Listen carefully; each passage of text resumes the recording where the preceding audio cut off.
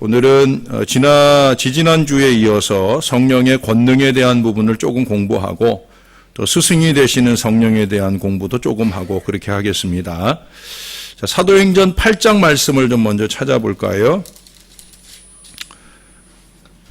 제가 지난주 한 주 쉬다 보니까 지난주 한 주 수요일을 쉬다 보니까 그 전주에 어디까지 했는지 생각이 잘 안 나더라고요. 근데 제가 기억을 되짚어 보면 성령의 권능은 충분히 있다 하는 그런 내용까지 얘기하지 않았나 싶은데 네 번째 주제까지 했던 것 같아요. 다섯 번째 주제에 공부하기 위한 본문을 이 시간 읽겠습니다. 사도행전 8장 18절, 19절, 19절 두 구절을 함께 읽겠습니다.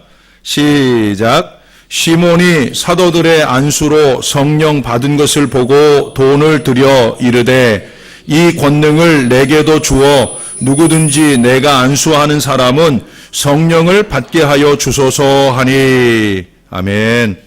예. 이제 베드로와 요한이 빌립이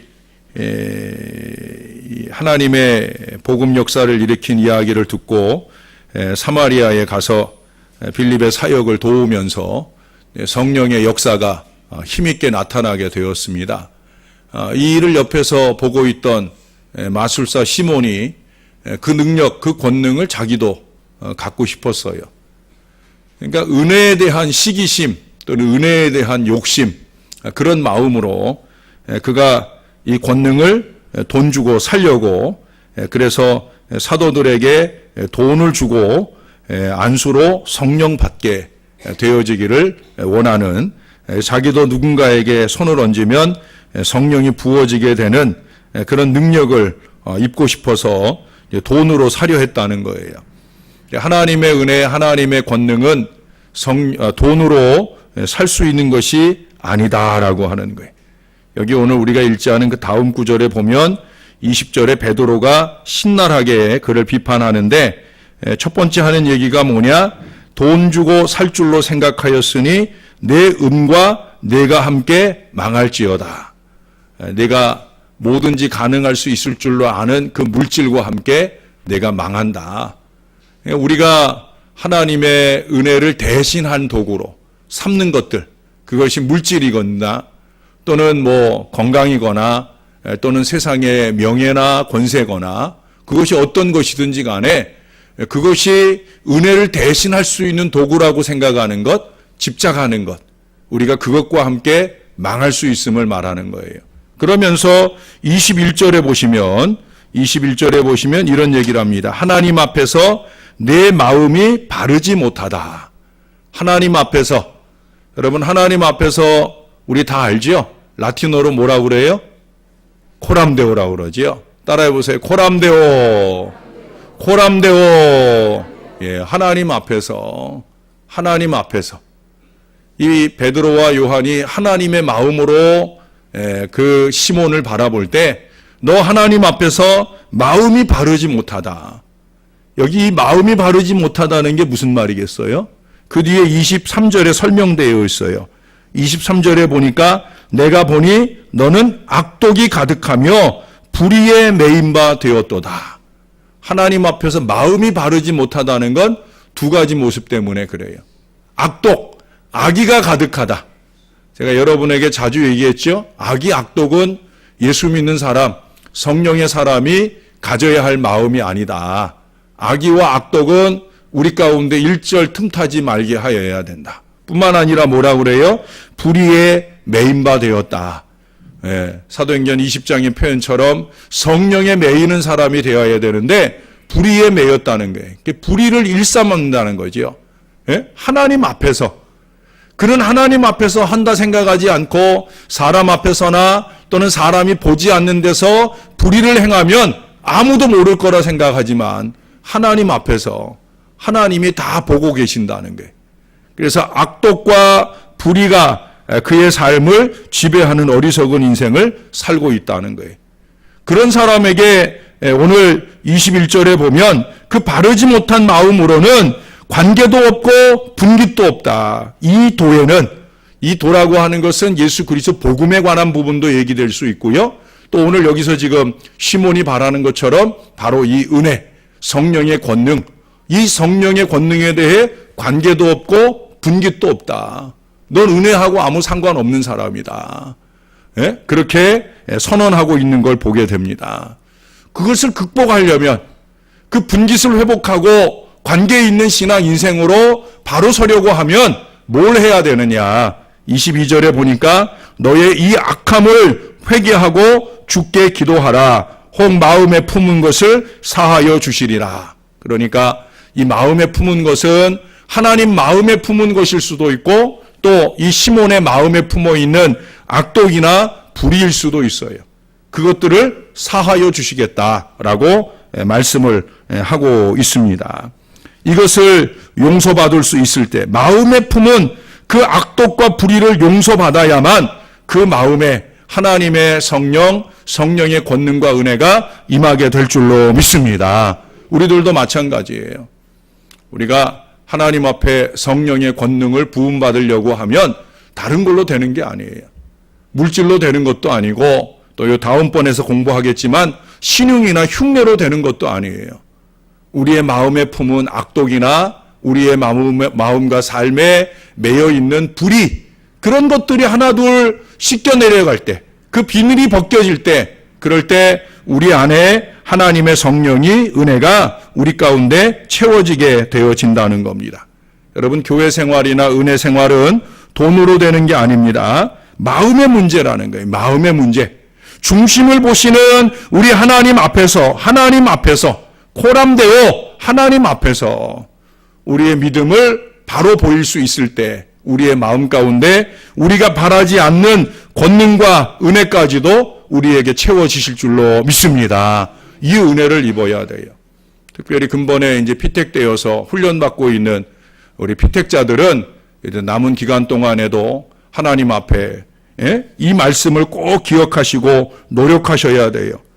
내 마음이 바르지 못하니 라는 말 듣지 않도록, 우리 안에 혹여 악독이나 불의가 있으면 그런 것들을 하나님 앞에 회개하면서 기도하고 그 마음에 품은 것을 사함받은 뒤에 우리 하나님께서 주시는 권능을 충만히 입고 임직에 나아가는 우리 하나님의 일꾼들이 되시기를 바랍니다.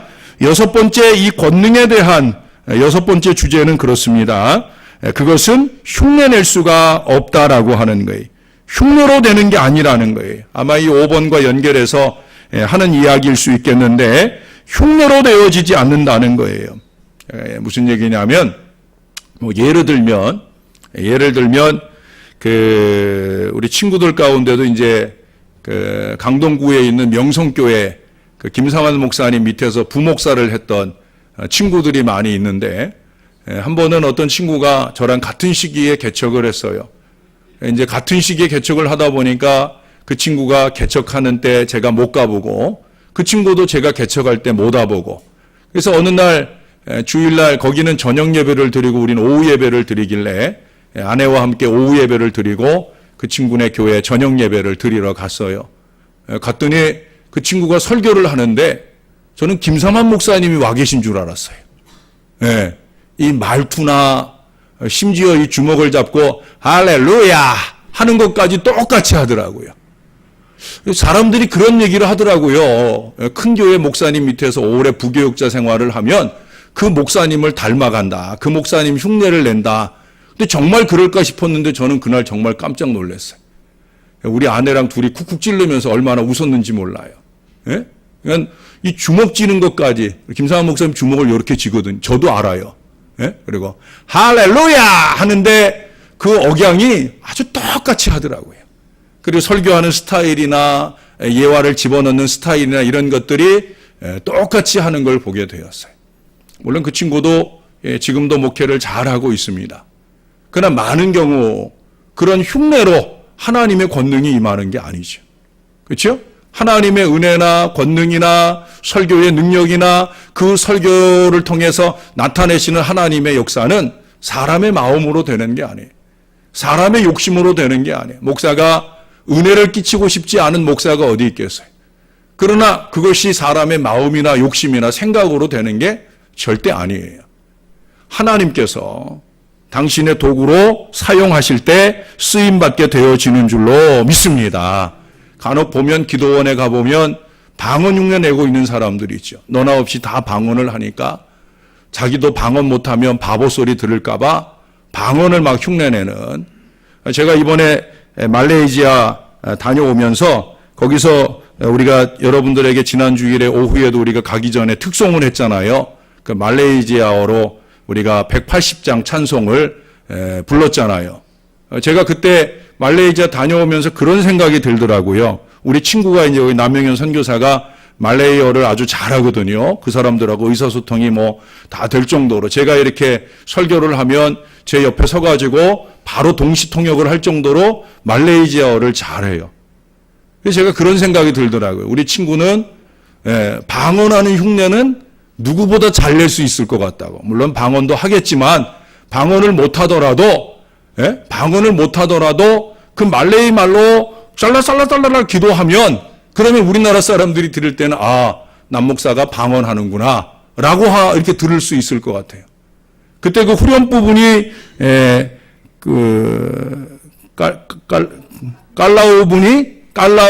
깔라우분이 쌍카 깔라 이렇거든요. 예? 그러니까 그 하나님의 나팔 소리 하는 그 찬양 부를 때 그때 나팔 불 때 주에 뭐 이런 찬양이 나오잖아요. 그게 깔라우분이 쌍카 깔라 이렇단 말이에요.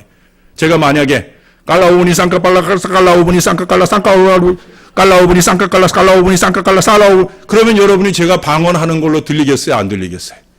예. 그렇게 옛날에 기도원에 가보면 그렇게 흉내로 방언을 하는 사람들이 있어요. 예? 똑같은 말만 수없이 반복하면서 그렇게 방언의 흉내를 내지만 그런다고 해서 방언이 되는 게 아니라는 거예요. 권능 있는 척 한다고 해서 권능이 표현되어지는 것이 아니다라고 하는 거예요. 여러분, 성령의 은혜나 권능은 흉내내는 게 아니에요. 신용으로 되는 게 아니에요. 오직 아버지의 은혜로 되어질 줄로 믿습니다. 베드로가 시몬에게 가르쳐준 대로 기도해라. 주께 기도해라.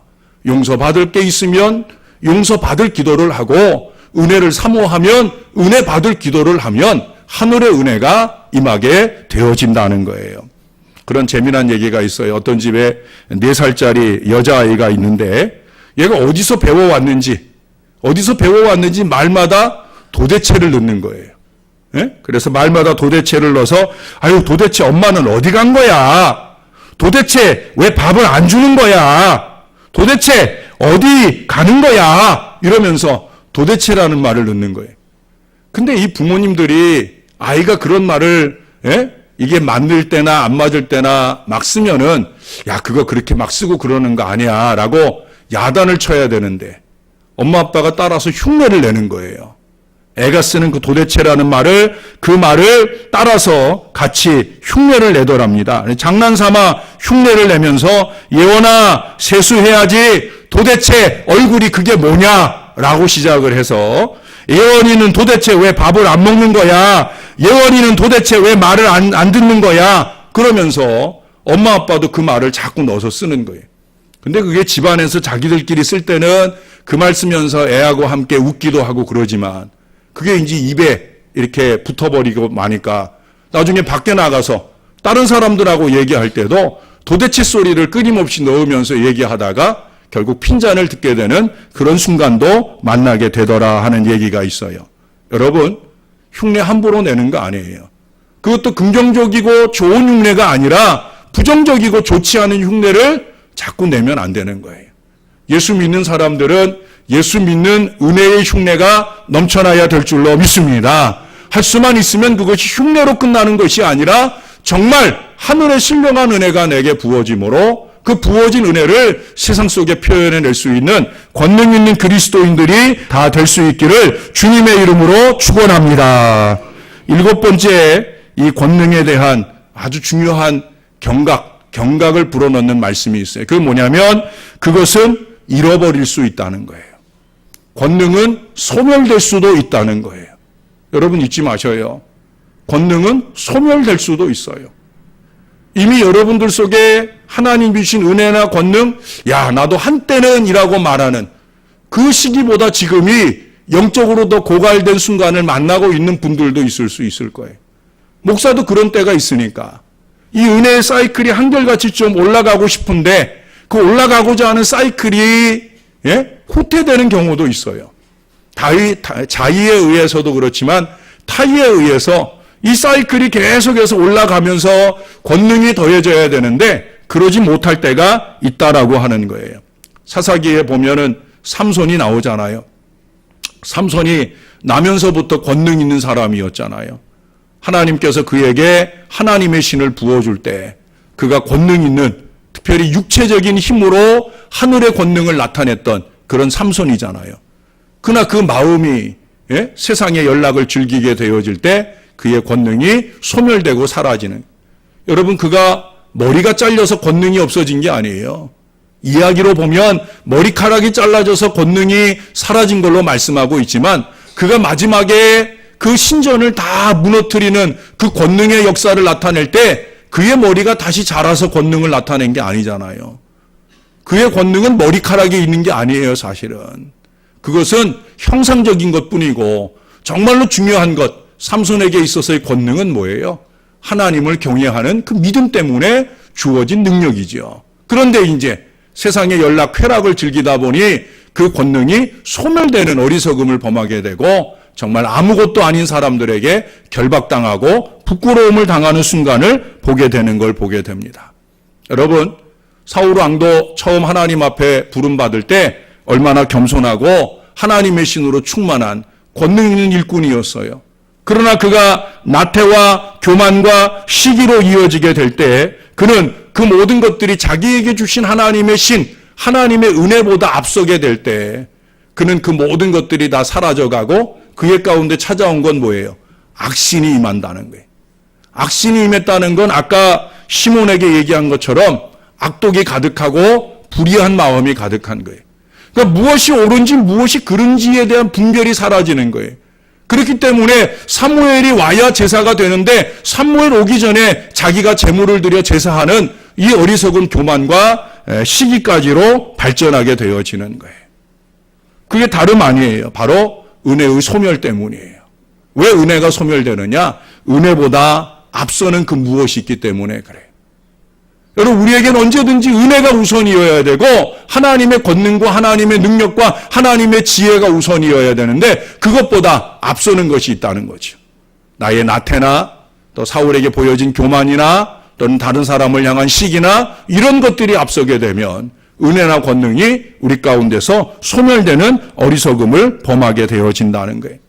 그래서 바울은 고린도전서 12장 31절에서 더욱 큰 은사를 사모하라 하는 권면을 합니다.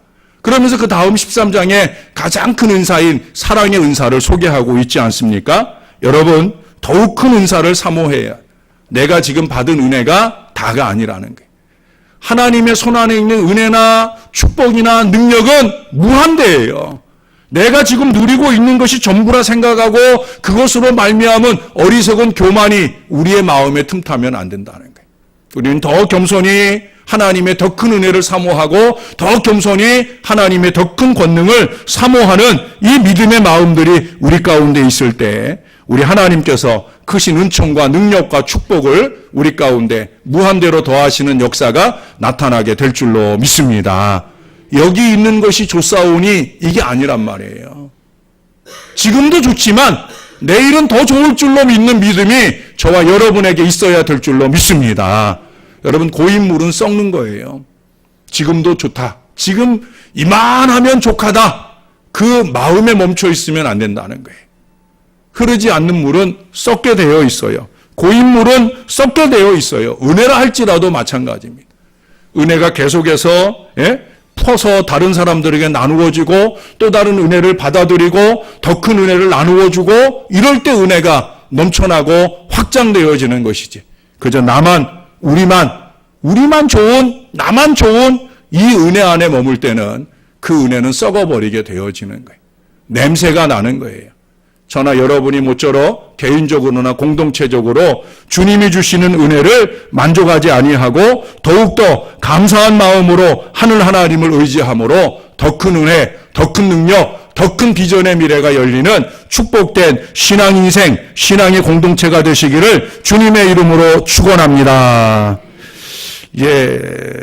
또 한 가지 주제를 이제 오늘 우리가 시작을 해야 되는데, 그것은 바로 스승 되시는 성령이라고 하는 주제입니다. 성령님은 우리의 스승이시다. 이 성령, 스승 되시는 성령, 스승으로서의 그 특징이 무엇이냐 하는 걸 오늘 먼저 생각을 해보려고 합니다. 우리 고린도전서를 한번 찾아볼까요? 고린도전서입니다. 사도행전 다음에 로마서 다음에 고린도전서 12장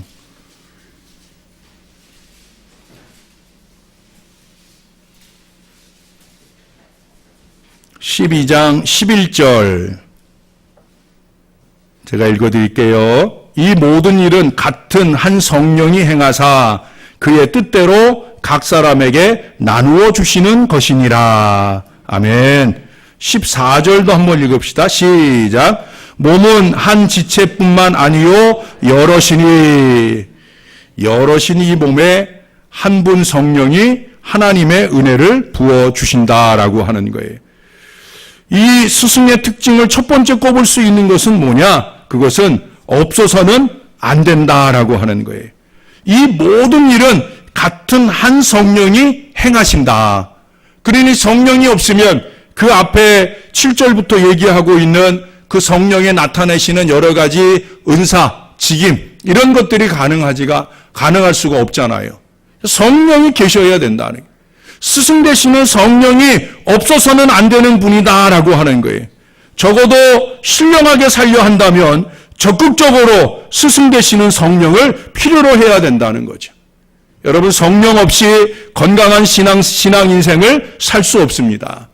왜 교회 생활은 하는데 신앙 생활이 안 되느냐?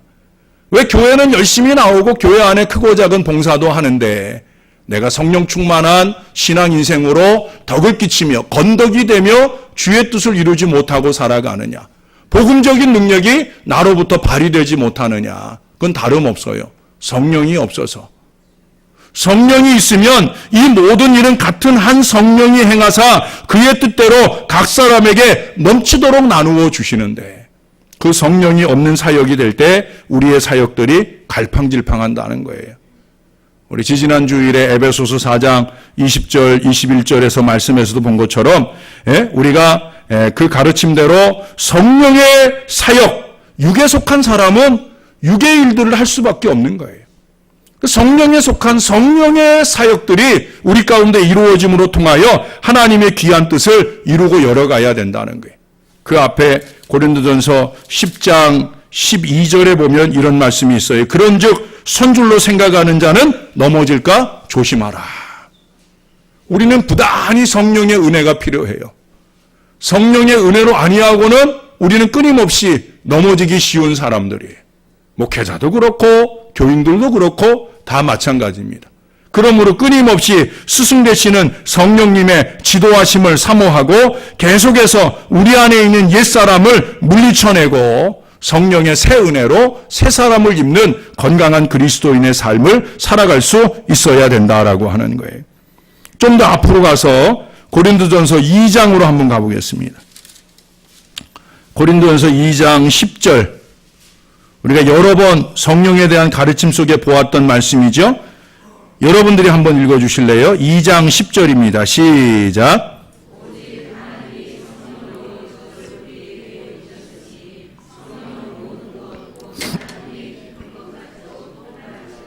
아멘. 스승으로서의 성령은 의심할 여지가 없는 거예요.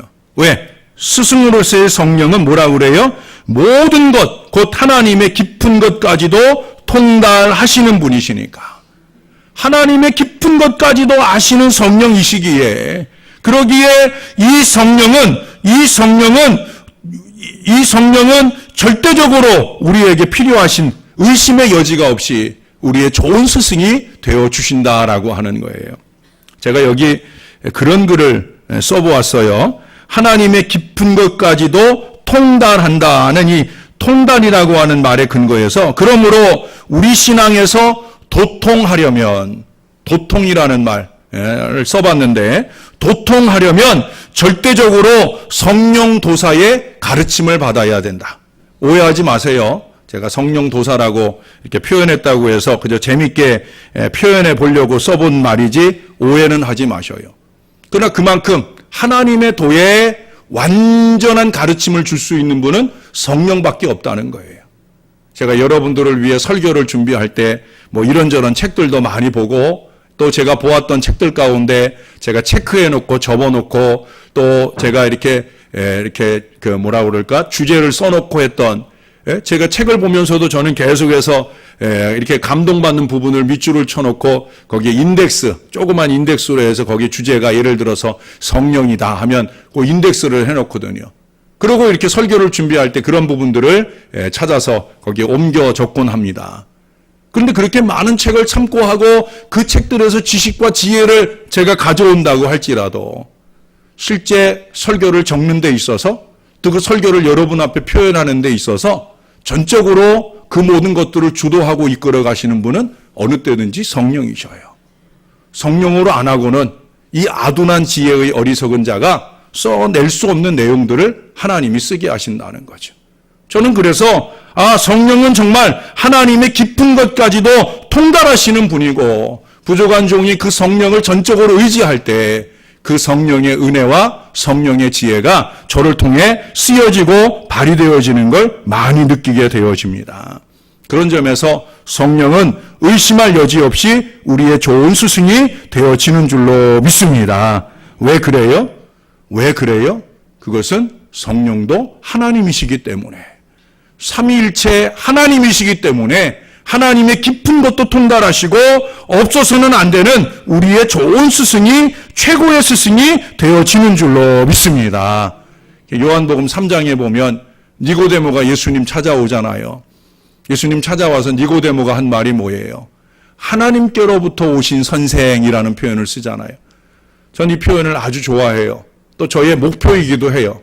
하나님께로부터 오신 선생 예수님이 하나님께로부터 오셨다라는 것, 그렇게 인정받을 수 있는 것은 예수 안에 있는 성령의 충만이 이유도 될 수 있지만 예수님 자신이 하나님이시기 때문에도 그런 거예요. 우리들도 소망하죠. 저도 목사로서 하나님께로부터 보냄을 받은 목사이기를 소망하지만, 그러나 저는 하나님이 아니기 때문에, 하나님이 아니기 때문에 하나님의 깊은 것까지도 통달되기를 원하는 간절함으로 늘 살지만, 저는 하나님이 아니기 때문에 그런 부분에 부족하죠. 그러나 예수님은 아니시라는 거죠. 그러나 성령님은 아니시라는 거죠. 왜? 그분들은 다 같이 삼위로 일체되신 하나님이시기 때문에 우리의 가장 좋은 스승이 되어주셔서 우리에게 파격적인 가르침과 은혜를 우리 가운데 더하실 줄로 믿습니다. 여러분, 예수님의 가르침이 그 당시의 사람들이 받기에는 아주 파격적인 거예요. 화 있을진저 하면서 외치고 선포하실 때 그 사람들이 그 복음을 받기에는 너무나 부담스럽고 어려운 말씀들이에요. 그럼에도 불구하고 그들 이스라엘 사람들이 예수님의 가르침에 대해 그들의 고백이 뭡니까? 그 권세 있는 가르침에 놀랐다 하는 거예요. 자기들이 수용하고 아멘으로 받기에는 좀 부담스럽고 거부되어지는 말씀이지만, 그러나 그 권세 있는 가르침에 놀라게 되어지고 많은 사람들이 그 도에 굴복하는 역사가 나타난 비결이 뭐느냐? 그것은 하나님의 깊은 것까지라도 통달하시는 주님의 능력 때문인 줄로 믿습니다. 저나 여러분도 마찬가지여야 돼. 또 여러분들이 저를 위해 기도해주는 최선의 기도 제목 가운데 으뜸은 바로 그것이어야 돼요. 부족한 종이 하나님의 깊은 것까지라도 통달할 수 있는 성령의 은혜 중에 머물 수 있도록 여러분들이 꾸준하게 기도해 주셔야 될 줄로 믿습니다. 그러면 주의 은혜가 부족한 것을 채우시고 주님의 뜻과 역사를 은혜 중에 나타나게 되실 거예요. 자, 그 다음에 이 성령의 스승으로서의 특징 세 번째 말씀드릴 수 있는 것은 모든 것이 족하다라고 하는 거예요. 우리 말씀 한 군데만 더 찾아봅니다. 요한일서 2장 27절의 말씀입니다. 신약성경 좀 뒤쪽으로 요한일서 2장 27절.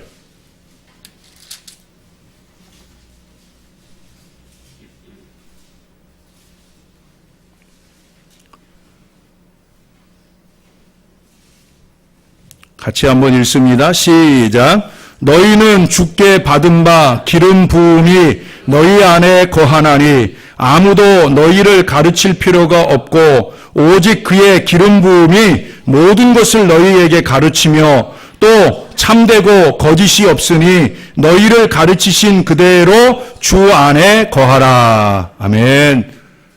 제가 자꾸 성령 충만을 얘기하고 기름 부음을 얘기하고 하는 이유가 바로 여기에 나오잖아요. 여러분 뭐라고 그래요? 우리가 주께 받은 바 기름 부음이 우리 안에 거할 때 아무도 우리를 가르칠 필요가 없고 오직 그 기름 부음이 모든 것을 우리에게 가르치고 또 참되고 거짓이 없으니 우리를 가르치신 그대로 주 안에 거하라.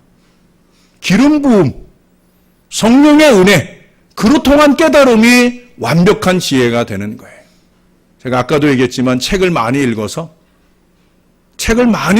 물론 좋은 설교가 나오겠지만 좋은 설교라는 건 결국 그 말씀을 통해서 여러분들의 마음이 하늘의 지혜를 깨닫고 그 지혜를 깨달은 바대로 행하고자 하는 믿음의 능력이 살아있는 것. 근데 그것이 부족한 종 안에 부어지는 성령의 은혜로만 되는 게 아니에요. 종이 어눌하게 말할지라도 여러분들 속에 참 지혜, 진리가 될 수 있는 비결은 뭐라고 말씀하고 있어요? 기름 부음이라는 거예요.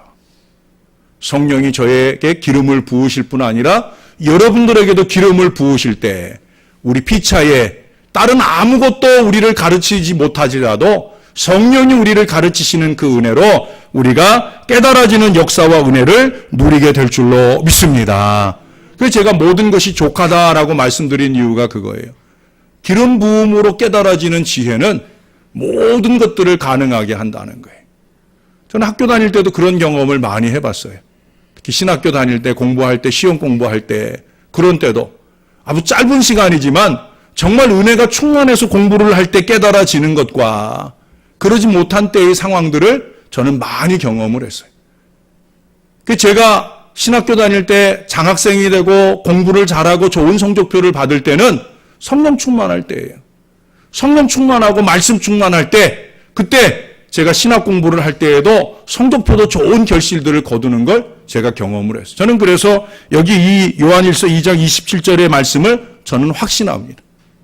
기름 부음이 최선이에요.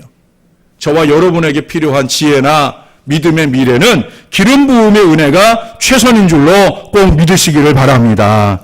고린도전서 6장 20절에 보면 하나님의 영광을 위한 몸이 돼야 한다 하는 말씀을 우리들에게 말씀하고 있는데, 하나님의 영광을 위한 몸이 된다라고 하는 그 은혜 안에 거한, 우리가 우리의 삶을 살아가면서 나의 영광을 추구하지 아니하고 솔리데오 글로리아 오직 하나님의 영광을 추구하는 참 지혜와 믿음으로 살게 되는 비결은 어디에 있느냐? 기름 부음에 있는 거예요.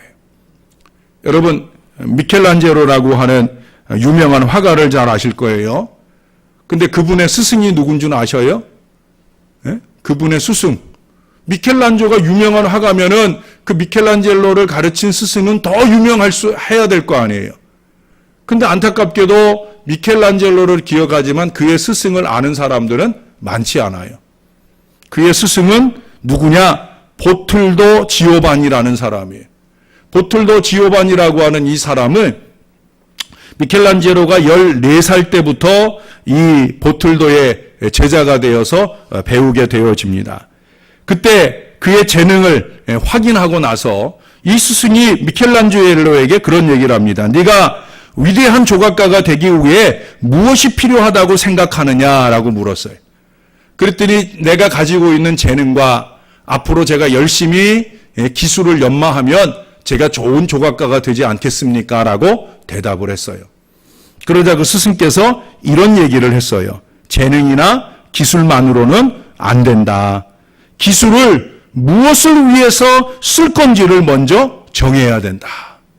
그리고는 미켈란젤로를 데리고 두 군데를 찾아갔어요. 하나는 술집을 찾아갔는데 술집 앞에 아주 아름다운 모양의 여인 조각상이 그 앞에 있는 거예요. 그리고 그 조각상을 보게 한 다음에 그 다음에 이제 교회로 데려갔어요. 교회로 데려가서 교회 정문을 막 들어서자마자 조각되어 있는 아주 아름다운 천사의 모습을 보여주었어요. 넌 뭘 느끼느냐 물었어요. 그랬더니 그 조각된 아름다운 여인, 조각된 천사가 아주 아름답게 잘 조각되어 있음을 느꼈습니다 라고 대답을 했어요. 그것만 느껴서는 안 된다는 거예요. 술집 앞에 그 아름다운 여인의 조각상은 기껏해야 술꾼들을 위해서 그 앞에 조각되어 서 있고 그들의 쾌락과 향락을 자극할 뿐이다. 그런데 이 교회에 있는 이 천사의 조각은 이 교회를 들어오고 나가는 모든 사람들의 마음에 심심을 자극하는 아름다운 조각이 아니겠느냐라고 말씀을 해 주었더라는 거예요. 너는 어떤 게 마음에 드느냐라고 물었습니다. 그러자 저는 교회에 있는 그 아름다운 천사의 조각이 마음에 듭니다라고 대답을 했다는 거예요. 그러면서 이 스승님이 마지막으로 부탁을 하는 것은 하나님의 영광을 위해 너는 너의 재능과 기술 그 모든 것들을 하나님의 영광을 위해 써야 된다라고 권했다는 거예요. 그때 이 미켈란젤로가 3번에 걸쳐서 그 고백을 했다는 거예요. 하나님을 위하여, 하나님을 위하여, 하나님을 위하여 저는 저의 재능을 쓰겠습니다. 그리고 그의 평생토록 그는 하나님을 위하여 자기의 재능과 기술을 헌신하는 믿음의 사람이 되었다는 거예요. 그는 노년에 그런 고백을 합니다. 내가 가진 재능이나 그 재능을 갈고 닦고 연마한 기술로 통해 나의 이 위대한 작품들이 만들어진 것이 아닙니다. 바로 이분 하나님께서 영광을 받으시기 위해서 내게 재능도 부어주시고 기술적인 능력도 더해주셔서 내가 만들어낸 아름다운 그림도 조각도 가능할 수 있었습니다. 여러분, 그냥 우리가 성령의 이야기를 하면 그저 은혜나 은사나 이런 것들을 얘기하면 그저 교회 안에서의 필요한 무슨 신앙적인 설교라든지 기도라든지 이런 신앙적인 것들만 위로부터 부음받는 은혜로 되어지는 걸로 아는데 아니에요, 여러분. 위로부터 부어지는 은혜나 능력은 우리의 마음이 어떤 마음으로 하나님을 향하고 있느냐. 그럴 때 주님께서 우리에게 은혜를 부어주시는 거예요. 권능을 부어주시는 거예요. 화가에게는 조각을 잘하거나 그림을 잘 그릴 수 있는 권능을 부어주시고, 자라나는 학생들에게는 공부를 잘하고 상급학교나 좋은 직장에 취직할 권능을 부어주시는 거예요. 저와 여러분에게 필요한 권능들도 그렇게 위로부터 우리 가운데 부어지게 되는 줄로 믿습니다. 왜? 기름 부음의 은혜는 모든 것이 족하거든요. 어느 제한된 부분, 우리가 신앙이라고 말하는 이 부분에서만 이분의 권능이 우리에게 부어지는 것이 아니라 우리의 삶에 도모하는 모든 부분에서 하나님은 얼마든지 권능의 역사를 나타내 주실 줄로 믿습니다. 사람을 만나고 사업하는 사람이라면 그 사람을 만나고 마음을 감동하고 내 사업적인 목적을 결실하는 것까지라도 하나님이 위로부터 부어주시는 권능을 통해 나타나게 되어지는 줄로 믿습니다. 그러니 우리가 권능을 사모해야 되는 거예요. 그래서 이 스승으로서의 성령에 있어서 가장 중요한 4번째 주제는 뭐냐? 그 스승의 권능을 부음받으려면 겸손해야 된다는 거예요. 겸손해야 된다는 거예요. 요한복음 6장 13절 말씀합니다. 그러하나 진리의 성령이 오시면 그가 너희를 모든 진리 가운데 인도하시리니 그가 자의로 말하지 않고 오직 듣는 것을 말하시며 장래일을 너희에게 알리시리라. 스승이신데 하나님의 깊은 것까지라도 통달하시는데 그 성령의 결정적으로 우리에게 도전이 되는 모습은 뭐냐? 여기 뭐라고 말씀하냐면 듣는 것을 말씀하신다는 거예요.